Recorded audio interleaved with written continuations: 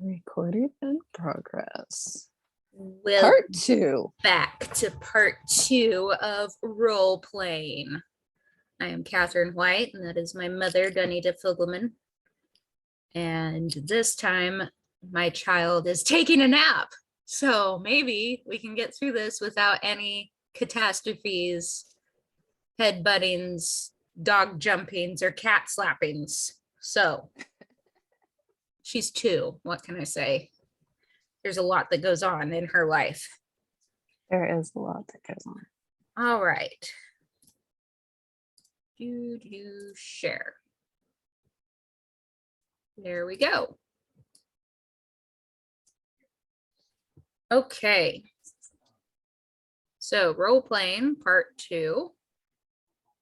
Previously we had talked about, see if I can get my mouse to work. Oh, hello there. There's a lag. Okay. We talked about what role playing was, and it can be anything from tea time, cowboys and Indians, to Dungeons and Dragons as far as game format anyway, which we'll get into that a little bit later. But basically role playing starts in the imagination, and it is the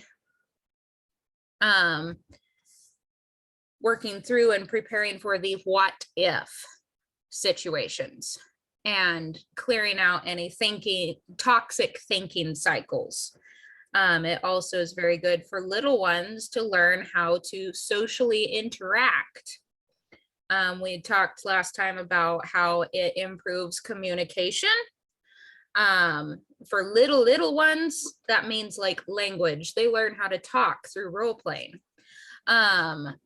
For adults, role playing helps us in a safe environment learn how to express ideas and feelings a lot better. And we see that in the telemarketing world. I did a lot of role playing in the emergency management world, or emergency responder world, excuse me. It also develops self-awareness of actions and attitudes. It can also develop situational awareness. I have seen my boys in playing Dungeons and Dragons, they quote unquote roll perception checks whenever we're out in public, and they've gotten to where they perceive a lot more of what is happening around them, which is huge because they normally don't. It allows just to clarify, whenever you are out in public, not playing the game, you tell them, you tell them to roll a perception check, and they understand what that means because of some of the play that they've had. Yes, because of the play we've had at home doing the game together.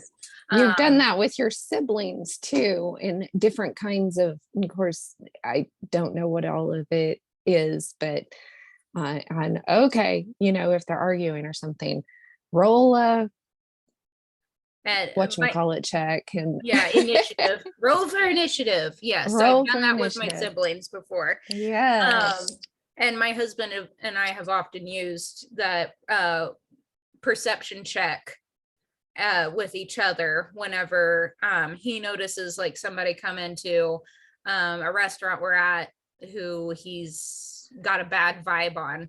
He'll kind of just let me know by saying roll a perception check, and I know that to look around and stuff, but then he's not pointing out something obvious.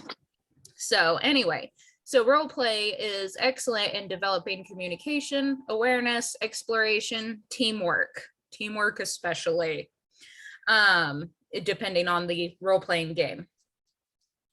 So where we left off, like we talked about, it allows you to work through the what if. So for children especially, where a lot of role play comes in is not just so much in games, but helping them learn to ask questions of themselves and to work through the answers to those questions. So what would I do if a worst case scenario were to take place? And we talked in the last video that I've gone through fire drills with our boys, and You know, if I'm running to the grocery store or cleaning a house down the street and something happens so fast that you can't call me and I can get here and fix the situation, what are you going to do? Well, and younger children will tend to kind of do that themselves too. You were talking about how the little one we've both kind of talked about how she interacts with her baby doll at 2 years old. You know, when something in their environment doesn't make sense, or a potentially traumatic thing happens, they are able to then go to their room, go to their toys, and play out either that situation or something similar, and play different ways for the toys to react and deal with that situation. Children will do it naturally. Yes. So, and being attentive as a mother and watching that, being attentive and seeing how they're playing with their toys, then you can help them if you need to. Sometimes it's good for them to just work things out themselves, but you can watch. And if you see something potentially toxic or a dangerous thought or something that's just untruth in a biblical sense, then you can step in and say, now wait, would it be better if this toy handled this situation this way? And that's how you can use that. And you can even, I often, my father-in-law loved it whenever he would come in and he would see me on the floor playing with the children. And I did it a lot. I spent a majority of Kathryn's childhood probably on the floor, or in the dirt outside in the ground with them, because I was down there playing with them and interacting with them. And we had the tea parties, we had the dinosaurs. And that's something I've been trying to do with my little one. And with her being a majority of the time, she has some older siblings, but they don't live with us. And they're definitely not anywhere near her age or anything. So a lot of times I will sit down with her and pick up her teddy bears. And she has Breezy and she has Betty. And she knows whenever I pick those up, we're playing. And she pretty much every time that I can think of that we have sat down to play with the bears and the ducks, sometimes she immediately launches into a social role play scenario. And she will often experiment with what happens because Betty and Breezy become alive and turn into the other little children that she doesn't have to play with here necessarily. So, she'll play with, well, what happens if I poke Breezy in the tummy? Now, what happens if I punch him in the tummy? And that is a form of role play. How do I interact with these other beings in my environment here? What is socially acceptable? What is unacceptable? And whenever I act this way, what consequences are there? And that is where, as parents or game masters or whatever, we have control over keeping a safe environment where they can experiment without fear of being punished, where they can experience the action consequence without fearing a sermon or getting yelled at. But then you have control over the action consequence so that you make sure good actions are rewarded with good consequences and bad actions are rewarded with bad consequences, which they can also get to know themselves better. Yes. You have down here, what is my role? Am I a leader? Am I a helper? Am I a follower? Yes. We all tend to be one or the other at different parts and different times in our lives. But huge thing in America right now, at least, is that we have a large part of our young people in identity crisis. Yes. And even older people are, if they're facing a job change, a career change, you all of a sudden find your role being different. And oftentimes as adults, we put ourselves so much into our job or our career that I know I only had the full-time job for 3 years, but I kind of felt that way changing back to coming home. It really did kind of rock my world a little bit to, okay, who am I now? What is my role now? Because my role as a stay-at-home mom and a home entrepreneur is very different than that of a newspaper journalist. Yeah. And for kids, they can't just switch those roles easily or anything like that. And something that I saw, I'm the game master for Dungeons and Dragons with my boys. And whenever we first started, our oldest boy was very, very reserved, very quiet individual. But he started figuring out, if I am that way if my character is very quiet and reserved in Dungeons and Dragons, nothing happens. He doesn't get anything that he wants. And I mean, it was legitimately to a point to where he really in real life would not get what he wanted. And then he would be resentful toward everybody around him because we were just supposed to read his thoughts or something. And it's like, no, you have to tell us, you have to express yourself. So he's learning some initiative. So there's these character traits. Yes, since playing Dungeons and Dragons, he was able in that safe environment and in a faster timeline, able to experience, this is the consequences to me not speaking up and expressing myself. And since then, he has really come out and started talking a lot more, doing much better at expressing himself, his feelings, and has gone from the quiet boy to a fairly outspoken. And this created a safe environment for him to try stepping out without, like you said, the looking weird or being punished, because if his character looks weird, it's a character. Characters are weird, right? Yes. If his character faces consequences that would be uncomfortable for the character is tough, and the character is going to make it through. It's just a fun thing. Yes. So but then even though we're all giggling about it, it's not laughing at him, and he's mentally, whether he knows it or not, taking notes. And so I mean, and he can laugh at his character in that way too. So he's in a sense learning to laugh at himself, which is one of the best things we can learn how to do, is not take ourselves too seriously. Yes, exactly. So, different types of role playing, and the verses here, I guess I won't go into them so much. Philippians 4:8, whatsoever things are true, honest, good. I used to have that one memorized by heart, and since then I have popped out a toddler, and I live and breathe caffeine now, and I can't tell you all of the good things.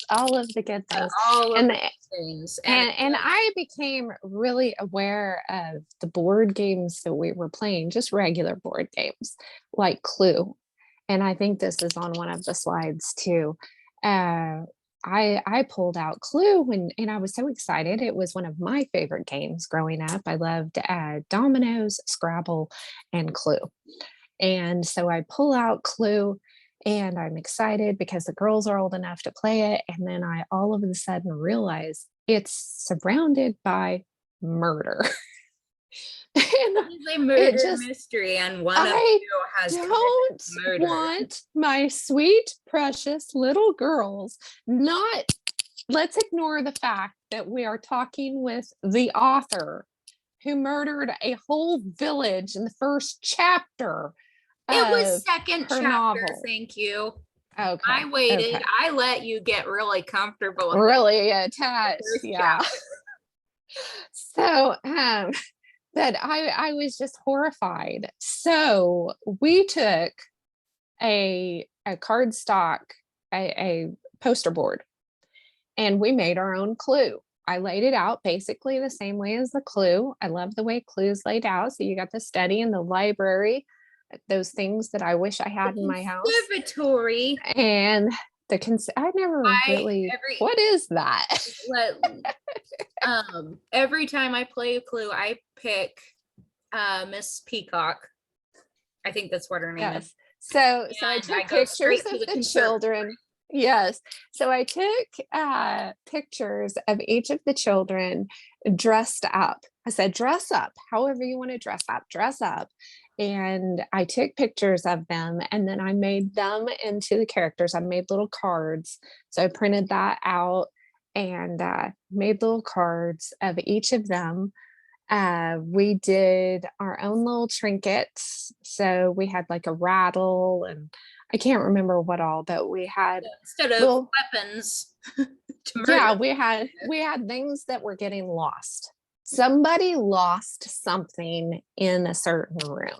So I made room cards. I made the character cards, and we played Clue that way. Honey, who lost what in, the room. So that's how we did it. And then I felt much better about it. We had a lot of fun with it. And it is so. Again, coming back to you have to, as the Bible has said, train your mind for, watch your heart, train your imagination, because it is evil from our youth, as God pointed out. We can't help it. Sin is in our DNA. And we're surrounded by it. We're surrounded by it. Yes. When we become a Christian, it is our job to train our imagination and our heart and put in those things that are true, honest, right, and just. And I talked to the children about why we were doing that. We made it a homeschool project. So I discussed with them what Clue was, that I had enjoyed it so much whenever I was a child, and why it bothered me now. Yeah. And so we discussed that. So make sure that you're not just avoiding the things of this world with your children and with your family. They're going to run into it. They're going to run into it at some point in time.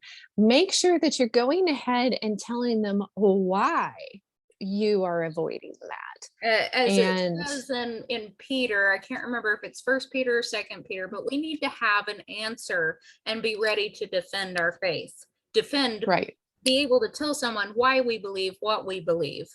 So when people asked us why you don't have the Disney movies and you don't do the Disney princess movies, it was, my answer was because the girls were role playing things that I didn't want them concentrating on. Yes. Because of those Disney princess movies. I did not want them concentrating as children on romance and relationships in that way, or dancing around in a seductive way or anything like that. We got rid of them, plus Disney. So make sure you know why you are doing what you're doing, and not just avoiding it because you were told it was bad or it had some bad elements. And also be aware that, we do live in a fallen, broken world, and God has given us a lot of control over that. Not all of it, but a lot of control. And while you can't control everything your children will come into contact, guarantee whenever they get to college, somebody's going to pull out a D&D game. You better teach them now. Or a Ouija board. Yes. And you better have the discussion, and you don't just hand them a Bible verse and say it's evil. It's evil. That's not enough. That won't hold up. Whenever they get in college, people will be like, well, of course they said that's evil, but look, it's just a board game. Right. Why? Right. They have You've got to give some depth, real in depth. So ask for discernment so you can answer the root of why instead of just the top layer of it. So an overview of the different types of role playing. There is text-based, live action, and tabletop.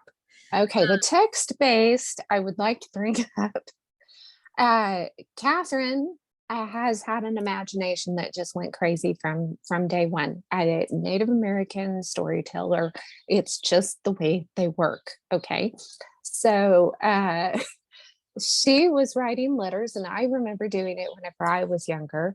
She wrote imaginative letters with friends. So she would pretend that she was a princess of a certain kingdom out here.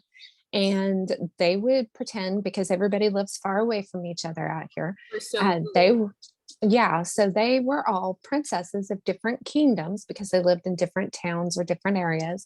And they would talk about what was going on in their kingdom. And so they would be talking about their lives, but in a fantasy type setting. Yes.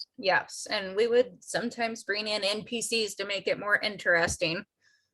That was a lot of fun. I enjoyed that, and it worked on my penmanship, and it allowed me to kind of play out as we would bring up like fantasy scenarios or something. We're busy running kingdoms over here, and kingdoms have all of these problems, and how are we going to handle these problems?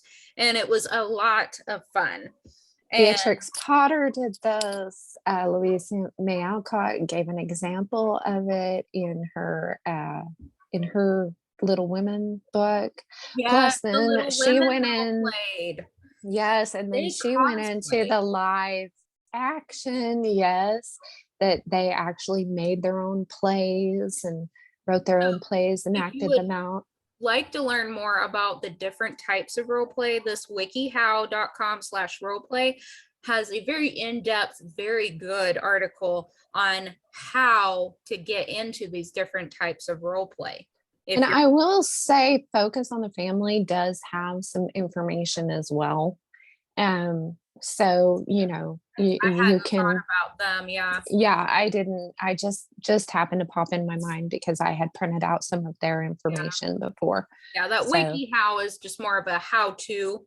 So with text-based here, they'll tell you the ins and outs, what it's going to kind of look like and how it works. Well, and I would also, I don't know if we put it in there, classical conversations, things like that, and character first, things like that are Christian role play based systems. Yes, that work or realize it or not. they work really well. So so text-based, besides playtime with my siblings, text-based was the first kind of role play that I got into.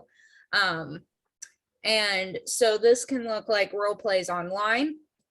I'm still in a couple online.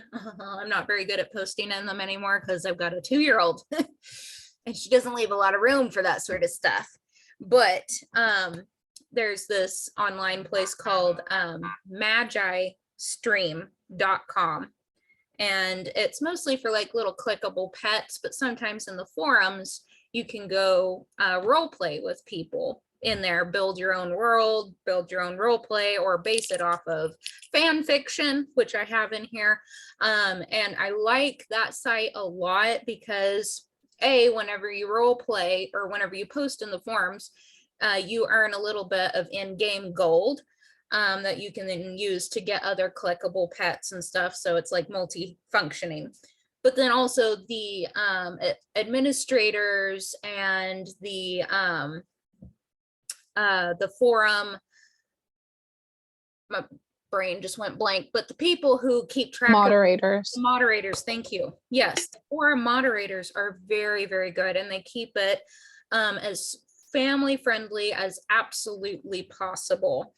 But also try to encourage a safe environment where people can go just talk about things, because they know most of their people online are actually younger.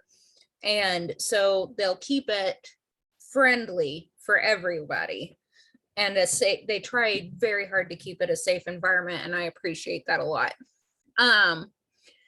So other tech space is co-authoring books. Whenever I co-authored books, there was a lot of role-playing back and forth between me and the other author. And how are these characters going to act in this situation? You know, fan fiction, if somebody is writing fan fiction, that is role-playing. If you are inserting yourself as a companion to Doctor Who, that's role-play. So, online storytelling, email training simulations. I did a lot of simulations for work, for emails and stuff. And yeah, some of these are very practical, not just fun stuff, but very fun, practical. Very practical. Yes. And if you want to talk about mental health, this is a good way to, practice being the person you want to be. That is actually a really good point. A lot of coaches, counselors, one of the questions they will ask is if you're stuck in a certain toxic thinking style, like something that I saw one coach do with a young person. This young person was complaining about how their parents don't trust them. Well, my parents don't trust me. Okay, well, give me an example. And so they gave an example, basically, well, they won't let me go to the movies by myself or with my friends. And the coach turned that around and said, okay, what would happen if they did the opposite? And how would you feel then? Like the complete polar opposite of that, and they didn't care. How would you feel then?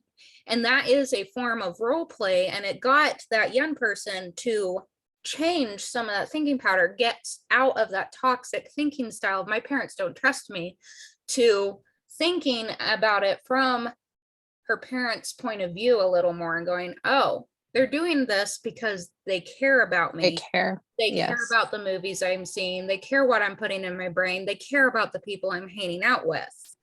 Right. And it got them out of that stuck pattern. Right. Well, my counselor encouraged me, because I have dealt with CPTSD from childhood trauma, to go back and role play with my little girl self, to be able to tell her things that she was never told. Yes. Or that I don't remember being told at a younger age, to receive those affirmations that I didn't feel like I received. And you wouldn't think, it feels kind of silly, but it really made a difference. It really made a difference. So whenever I run into a roadblock, I go back into that and I'll say, okay, what does my little girl self need to hear right now? And again, it's helpful. In America right now, we have a huge problem with identity crisis right now. And a lot of the big boom in mental health, experts are saying, is directly linked to identity crisis. People don't know who they are, because since basically everyone got plugged into TV and devices, they haven't been out role playing and figuring out what role they fill in their life. We got about 10 minutes left. So that's an excellent example of live action role playing.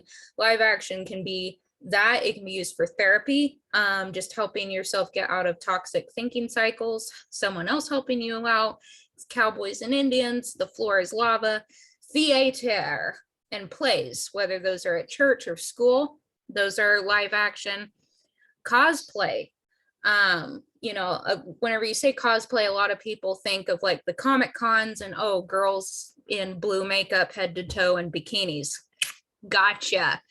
But cosplay is also whenever I'm Batman, I'm mommy, I want to be Batman. And it's those little kids wanting to dress up like a princess, or my 2-year-old, her auntie Kylee wears hats. And so now she has a baseball cap, and whenever she puts that on, she assumes her auntie Kylee self. And she's just all the much more big girlier. And that is cosplaying. Another form of role play, and I should have put in parentheses what it stood for, is LARP. And that stands for live action role play. So LARPing is going out there and playing cowboys and Indians as adults. And that is how a lot of adults are actually going out there and reconnecting. A majority of the United States does this every Halloween. So. Right. And then of course, again, training simulations. Yes. Emergency responders did a ton of live action role play. There was even sometimes fake blood. So we already did talk a little bit about the Clue. We've also seen different kinds of Monopoly. I chose to, buy, or somebody else bought us like a dinosaur Monopoly. Something and threw in here that a lot of people don't realize: whenever your kids play with Legos, that is essentially a tabletop role-playing game, especially if they're taking the little characters and they are actually building castles and playing in those castles, and those characters are responding to situations. That is a tabletop role-playing. A dollhouse, Barbie dolls, or anything similar to that, which the Hearts Club dolls are better than Barbie dolls. Just note, okay? All right, next. I have a friend gave me a My Little Pony castle, and I still need to get some ponies for it, but at some point when Whitney is old enough and to play with that, that will be a tabletop, essentially, whether it's on the floor or on a table, role-playing game. Video games also are basically a tabletop format role-playing game, and it can take on a couple of different ones, but a lot of if people want to know more, leave comments with any questions or something that you would like for us to go into more detail and depth with, and we might do that later. So let me look here. So Colossians 3:21 is just kind of a warning to parents, fathers in particular. Fathers, do not provoke your children lest they become discouraged. And that is something I have seen definitely in the role-playing community. A lot of young people have gravitated toward role play because they were provoked to it. Well, my parents didn't agree with it. They said it was bad. And so I've immediately got to go check it out. Right. We might need to do a part 3. And since we're running close on time, so let's go ahead and wrap this up right in here, and so we can go into a little bit more detail in that, and we'll talk more about the Dungeons and Dragons and the good and bad, because I think that we need to take time with that. So make sure to like, subscribe, share, and leave a comment if there's something you would like us to go into a little bit more depth in. And thank you for coming.